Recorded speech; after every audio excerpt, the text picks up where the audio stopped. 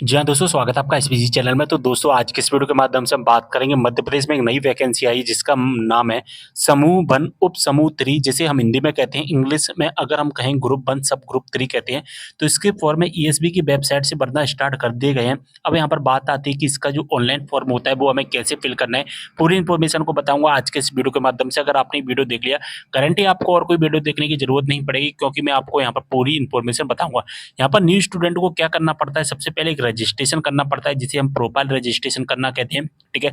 जैसे हम अपनी प्रोफाइल रजिस्ट्रेशन को कंप्लीट करते हैं, इसके बाद में हमें अपना जो फॉर्म है वो कंप्लीट करना पड़ता है। तो मैं यहाँ पर पूरी इन्फॉर्मेशन बताऊंगा आज के इस वीडियो के माध्यम से। इसके बाद हमारे सामने इस तरह का इंटरफेस आ जाता है। यहाँ पर फर्स्ट नंबर पर ही लिंक दिखाई देगा, प्रोफाइल पंजीकरण फॉर्म। तो इस वाली लिंक पर आपको क्लिक कर देना है। इसके बाद हमारे सामने इस तरह का इंटरफेस आ जाता है। यहाँ पर हमसे बोला जाता है क्या आपके पास पूर्व में पंजीकृत प्रोफाइल आईडी है। तो यहाँ पर हमारे पास में कोई भी आईडी नहीं है तो हम यहाँ पर नहीं पर क्लिक कर देंगे। अब यहाँ पर हमसे अपना मोबाइल नंबर पूछेगा और हमसे हमारी ईमेल आईडी पूछेगा। तो यहाँ पर दोनों चीज़ें फिल कर देनी है। कैप्चा कोड का आंसर डाल देना है, ओटीपी प्राप्त करें पर क्लिक कर देना है। अब हमारे रजिस्टर्ड मोबाइल नंबर पर या ईमेल आईडी पर एक ओटीपी आ गया होगा, उस ओटीपी को यहाँ पर डाल देना है और ओटीपी सत्यापन करें पर क्लिक कर देना है। अब दोस्तों हमारे रजिस्टर्ड मोबाइल नंबर पर एक हमारा जो आईडी पासवर्ड है वो आ चुका होगा, वो देख लीजिए आपके रजिस्टर्ड मोबाइल नंबर पर आ गया होगा। उस रजिस्ट्रेशन नंबर को यहाँ पर फिल कर देना है, उस पासवर्ड को यहाँ पर फिल कर देना है, कैप्चा कोड का आंसर डाल देना और लॉगिन वाले बटन पर क्लिक करके आगे बढ़ जाना है। अब हमारे सामने इस तरह का इंटरफेस आ जाएगा, ठीक है। यहाँ पर हमसे केवाईसी करने का एक ऑप्शन आएगा, हमसे बोलेगा कि केवाईसी करिए।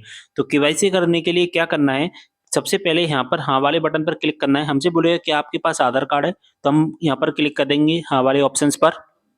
अब आपसे पूछेगा कि आप जो केवाईसी करना चाहते हैं वो केवाईसी आधार कार्ड से रजिस्टर्ड मोबाइल नंबर है उस ओटीपी के थ्रू करना चाहते हैं या आप फिंगर से करना चाहते हैं, जो कि बायोमेट्रिक मशीन होती है। आप किससे करना चाहते हैं, आप ओटीपी से करना चाहते हैं तो ओटीपी वाला ऑप्शन सेलेक्ट करना है, फिंगर से करना चाहते हैं तो फिंगर वाला ऑप्शन सेलेक्ट करना है। इसके बाद आगे बढ़ाए पर क्लिक कर देना है।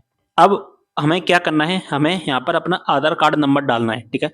आधार कार्ड नंबर फिल कर देना है, यहाँ पर राइट का निशान लगा देना चेक बॉक्स पर, कैप्चा कोड का आंसर डाल देना। इसके बाद generate e KYC OTP options पर क्लिक कर देना है। चलिए यहाँ पर हम कर देते हैं।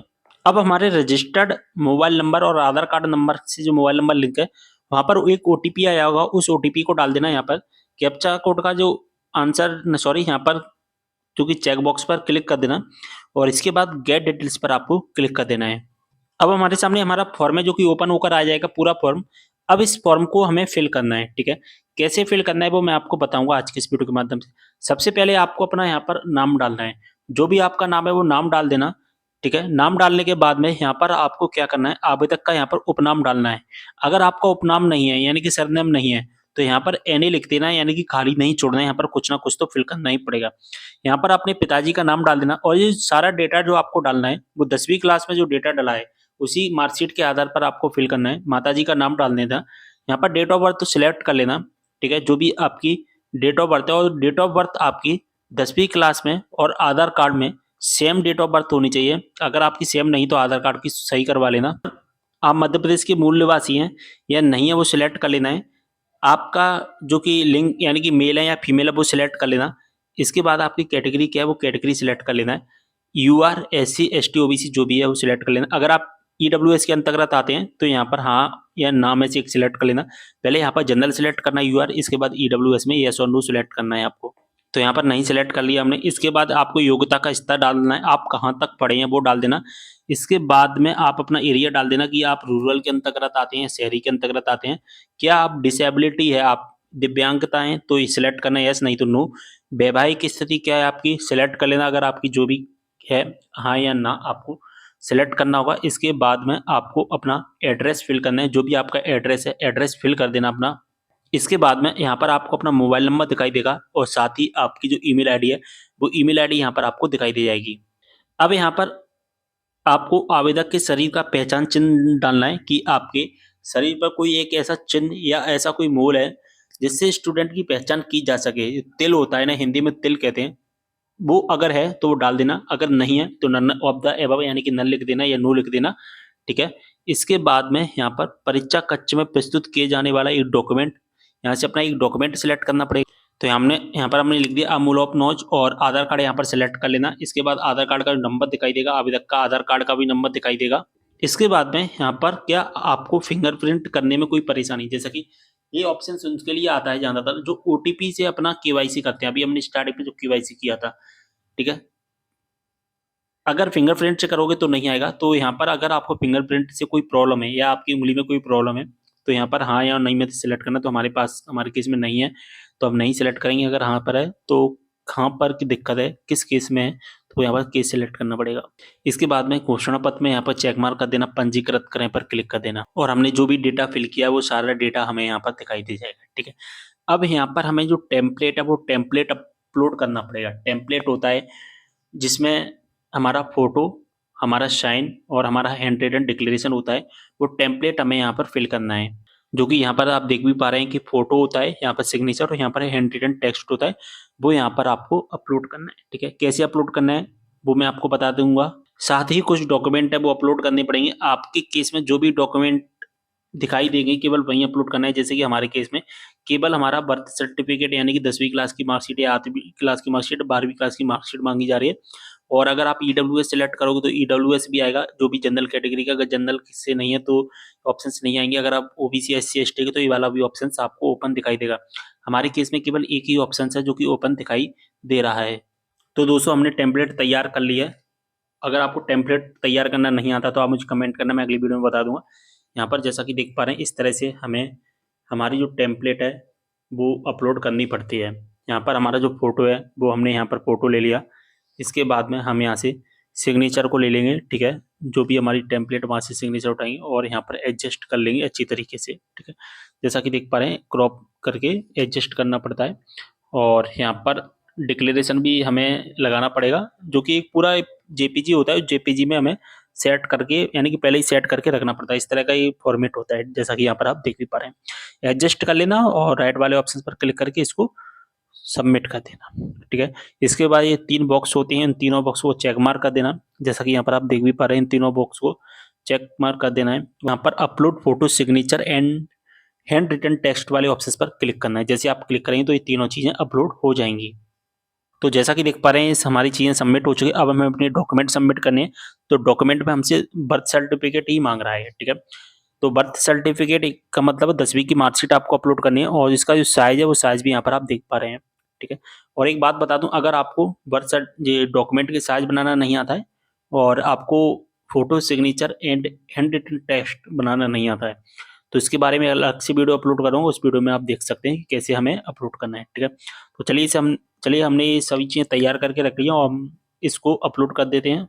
जैसे ही आप सक्सेसफुल अपलोड कर देते हैं अपना डॉक्यूमेंट, तो यहाँ पर दिखकर जो कि लिखकर आ जाता है click to download birth certificate, या जो भी आपका सर्टिफिकेट होता है वो यहाँ पर दिखाई देता है कि आप यहाँ पर डाउनलोड भी कर सकते हैं अगर आपका सक्सेसफुली अपलोड हो जाता है तो, ठीक है। इसके बाद सबमिट डिटेल्स वाले ऑप्शन पर सबमिट कर देना है अपनी डिटेल्स। जैसा कि देख पा रहे हैं हमारे सामने हमारा जो पूरा फॉर्म है ओपन होकर आ जाएगा। अब हमें इसका क्या है, प्रिंट आउट निकाल लेना है और प्रिंट आउट निकाल कर अपने पास में संभाल कर रखना है, ठीक है। अब अगर आप प्रिंट आउट निकालना चाहते हैं तो निकाल सकते हैं, नहीं तो इसको स्किप भी कर सकते हैं। अब हमें अपना फॉर्म भरना है, ठीक है। अब दोस्तों हमारी प्रोफाइल अपडेट हो चुकी है। अब हमें अपना फॉर्म भरना है, ठीक है। तो फॉर्म भरने के लिए हमें फिर से इसकी ऑफिशियल वेबसाइट पर आ जाना है। सेकंड नंबर पर लिंक दिखाई देता है, यहाँ पर ग्रीन कलर में एक राइट का निशान दिखाई देगा, इस पर आपको क्लिक कर देना है। जैसे हम इस पर क्लिक करेंगे हमारा जो कि फॉर्म है ओपन होने लगेगा। चलिए स्टार्ट करते हैं। इसके बाद इस तरह का इंटरफेस आ जाता है, यहाँ पर चेक मार्क कर देना है, आगे बढ़ाए पर आपको क्लिक कर देना है। अब इस तरह का इंटरफेस आ जाएगा, रजिस्ट्रेशन नंबर डाल देना, इसके बाद डेट ऑफ बर्थ डाल देना, कैप्चा कोड का आंसर डाल के सत्यापित करें, आगे बढ़ाए पर क्लिक कर देना। इस तरह का हमारे सामने इंटरफेस आ जाएगा। यहाँ पर डायरेक्टली सबसे नीचे आ जाना है, कुछ भी नहीं करना है, आगे बढ़ाए पर आपको क्लिक कर देना है। जैसा कि देख पा रहे हैं आगे बढ़ाए का जो ऑप्शन है यहाँ पर आपको क्लिक कर देना है डायरेक्टली सबसे नीचे आने के बाद में, ठीक है। अब हमारे सामने इस तरह का इंटरफेस आ जाएगा। अब हमें सबसे नीचे आ जाना है और जैसे हम सबसे नीचे आते हैं अब इस तरह का हमारे सामने इंटरफेस आ जाएगा, ठीक है। यहाँ पर हमें कुछ ऑप्शन सिलेक्ट करनी पड़ेंगी। जैसा कि देख पा रहे हैं संपर्क वाले ऑप्शन में हमें क्या सिलेक्ट करना है, हमें भूतपूर्व सैनिक दिखाई देगा, दिव्यांग दिखाई देगा, बिना वर्ग दिखाई देगा, संविदा कर्मी दिखाई देगा। तो आप इसमें से भूतपूर्व सैनिक है या दिव्यांग के अंतर्गत आते हैं या संविदा कर्मी के अंतर्गत आते हैं, इसमें से आपको एक ऑप्शन सिलेक्ट करना होगा, ठीक है। अगर नहीं आते हैं तो फिर आपको क्या करना है, बिना वर्ग यानी कि एक्स पर आपको क्लिक कर देना है, ठीक है। इसके बाद में हमें ये ऑप्शंस हैं जो कि सिलेक्ट करने पड़ेंगे। कौन-कौन से ऑप्शन सिलेक्ट करने पड़ेंगे? जैसे कि देख पा रहे हैं, इनमें से आपको नहीं पर क्लिक कर देना है सभी पर। क्या आप शासन के छँटनीशुदा कर्मचारी हैं, विधवा हैं या विक्रम पुरस्कार सम्मानित है, ऐसे यहाँ पर आपको सभी पर नहीं क्लिक कर देना है, ठीक है? इसके बाद हमें एक 44 ऑप्शंस दिखाई देता है। यहाँ पर दिखाई देगा क्या आप शासकीय सेवा में नियुक्ति के लिए नीचे दिए गए विभिन्न वर्गों में अनुसार क्या छूट लेना चाहते हैं? यानी कि यहाँ पर हमें कुछ लिस्ट दी गई है। क्या आप इन लिस्ट के अंतर्गत आते हैं या नहीं आते हैं? अगर आते हैं तो हाँ, अगर नहीं आते हैं तो नहीं। इसका क्या मतलब होगा कि हमें कोई छूट मिल जाएगी, 55 साल तक हमें कुछ बोनस अंक भी मिलेंगे। तो ये पूरी लिस्ट है, इसमें से अगर आप आते हैं तो क्लिक कर लेना है, अन्यथा आपको नहीं पर क्लिक कर देना है। इसके बाद click here to select preference पर आपको क्लिक कर देना है। अब यहाँ पर हमें अपनी प्रेफ़रेंस देनी पड़ेगी, जो भी आप अपनी प्रेफ़रेंस देना चाहते हैं। यहाँ पर आपको बहुत सारे पोस्ट कोड दिखाई देंगे, ठीक है? तो आप जिस पोस्ट कोड को फर्स्ट नंबर पर रखना चाहते हैं, उस पोस्ट कोड को फर्स्ट नंबर पर सेलेक्ट करना, जिसको आप सेकंड नंबर पर रखना चाहते हैं, उसको सेकंड नंबर पर सेलेक्ट करना, ठीक है? अगर मान के चलिए कोई पोस्ट कोड आप ऊपर-नीचे भी करना चाहते हैं, तो आप उसे ऊपर-नीचे भी कर सकते हैं। कैसे करना होगा वो भी मैं आपको बताऊँगा। जैसे कि एक थर्ड नंबर वाला हमारा एक पोस्ट कोड है, इसे मैं सेकंड नंबर पर या मैं इसे फर्स्ट नंबर पर लाना चाहता हूँ, तो इसे मैं कैसे लाऊँगा, इस पर क्लिक करूँगा। यहाँ पर एक ऑप्शंस दिखाई देगा एक एरो का, इनसे आप ऊपर-नीचे कर सकते हैं, ठीक है? ऊपर-नीचे करने के बाद में आप अपना जो है पोस्ट कोड सही जगह पर सिलेक्ट कर पाएँगे और आप जितने पोस्ट कोड सिलेक्ट करना चाहते हैं, उतने पोस्ट कोड सिलेक्ट कर लेना जो आपकी एजुकेशन के अंतर्गत एडजस्ट होते हैं, ठीक है? अब पोस्ट कोड सिलेक्ट करने के बाद आपको क्या करना है, नीचे आना है और नीचे आने के बाद आपको क्या करना पड़ेगा अब, यहाँ पर हमें अपना रोज़गार कार्यालय का एक पंजीयन यानी कि रोज़गार रजिस्ट्रेशन का एक नंबर, जो रोज़गार का आपने रजिस्ट्रेशन कर लिया होगा, अगर नहीं किया तो कर लेना, ठीक है? वो आपको रोज़गार रजिस्ट्रेशन नंबर डालना पड़ेगा, पंजीयन नंबर डालना पड़ेगा, किस तारीख को किया है, वो डेट आपको फ़िल करनी पड़ेगी, ठीक है? इसके बाद में यहाँ पर एक चीज़ और सिलेक्ट कर लेना, यहाँ पर आपको हाँ पर सिलेक्ट कर लेना है, ठीक है? तो मैंने यहाँ पर हाँ सेलेक्ट कर लिया और आप जिस जिले के अंतर्गत आते हैं, वो जिला आपको सिलेक्ट करना है, यानी कि आपका रोज़गार कार्यालय का जो रजिस्ट्रेशन वो किस जिले के अंतर्गत हुआ है, आप किस जिले के अंतर्गत आते हैं, वो आपको सिलेक्ट करना पड़ेगा। इसके बाद में क्या आपने इस रूल बुक को अच्छी तरह से पढ़ लिया है, तो यहाँ पर आपको हाँ पर क्लिक करना ही पड़ेगा। इसके बाद आपको समग्र आईडी का नंबर दे आपको आपसे पूछेगा समग्र आईडी है या नहीं है? अगर आपकी समग्र आईडी है, जो एमपी के स्टूडेंट हैं तो उनकी तो होगी, तो हाँ सेलेक्ट कर लीजिए। अगर जो एमपी के बाहर के हैं उन्हें नहीं सेलेक्ट करना है और अगर आप समग्र आईडी फिल भी नहीं करोगे, तो आप इसे स्किप भी कर सकते हैं इस ऑप्शंस को, ठीक है? तो जैसा कि देख पा रहे हैं, मैंने इसको सिलेक्ट कर लिया है, ठीक है? और अगर आप स्किप करना चाहते हैं समग्र आईडी को तो स्किप भी कर सकेंगे। इसके बाद में आपको अपना एग्ज़ाम सेंटर कहाँ लेना है, आप 4 एग्ज़ाम सेंटर सिलेक्ट कर सकते हैं। आपको फर्स्ट पे कौन-सा एग्ज़ाम सेंटर लेना है, सेकंड पे कौन-सा लेना है, थर्ड पर कौन-सा लेना है, फोर्थ पे कौन-सा लेना है, वो यहाँ पर सिलेक्ट करना है। इसके बाद में आपको क्या करना पड़ेगा, यहाँ पर चेक मार्क कर देना और आगे बढ़ाए पर क्लिक कर देना होगा, ठीक है? इसके बाद में हमारे सामने इस तरह का इंटरफ़ेस आ जाएगा। यहाँ पर दिखाई देगा भुगतान नहीं है, ठीक है? अब आपको प्रिंट वाले ऑप्शंस पर क्लिक करके इसका प्रिंट आउट निकाल लेना है, ठीक है? प्रिंट आउट अभी नहीं निकालना है, प्रिंट पर आपको क्लिक करना ही पड़ेगा, ठीक है? इसके बाद में आपको क्या करना है, नीचे आना है और प्रोसीड टू पेमेंट वाले ऑप्शंस पर क्लिक करके इसका जो पेमेंट है वो कंप्लीट कर देना होगा। तो उम्मीद कर रहा हूँ सारी इन्फॉर्मेशन समझ में आ गई होगी। इस तरह से आप वो फिल करना होता है, सारी इन्फॉर्मेशन मैंने बता दी है। कोई भी डाउट हो आप मुझे कमेंट करना, ठीक है? मैं आपकी प्रॉब्लम को सॉल्व करने की पूरी कोशिश करूँगा। इंस्टाग्राम पर भी फॉलो कर लेना। इंस्टाग्राम पर आप अपने डाउट है मुझे मैसेज के द्वारा पूछ सकते हैं, लिंक आपको डिस्क्रिप्शन बॉक्स में मिल जाएगा। मिलते हैं अगली वीडियो में एक और जानकारी के साथ, तब तक के लिए